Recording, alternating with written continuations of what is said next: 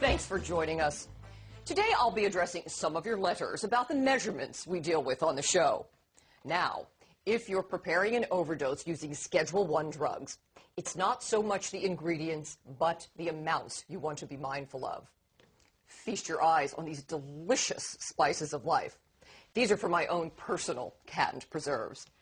Now, if you want to create a memorable barbecue overdose of cocaine, we always say, less than a pinch will do the trick.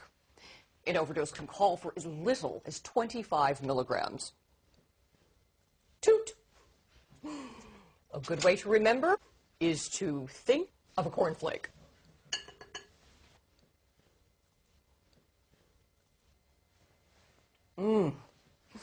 Now, I know some of you have tried overdose recipes using brown sugar.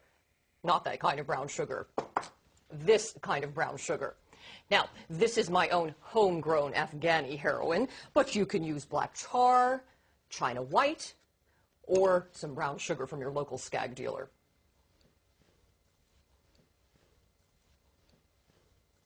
Now that's a good thing. Remember, a little goes a long way when you're chasing the dragon. An overdose can come as cheaply as 80 milligrams. Now, remember, a good way to eyeball this is to look at the markings on a syringe. It's equal to about the weight of half a peanut. I like to put a little H in anything. I could have it by itself or with a little melted butter on movie night. Oh, I'm a heroin junkie. Remember, our federal government reserves Schedule I for the most toxic, illegal drugs. One would think with these substances that an overdose was easy to prepare. That's why I think this last ingredient shouldn't be in here at all. For a marijuana overdose, we'd need to prepare over 1,500 pounds of marijuana and serve it smoked in under 15 minutes. Now that would be a fatty. In fact, that's enough marijuana to equal the weight of these 7 gorgeous hunks of man meat from the DEA, or about 250,000 pot brownies.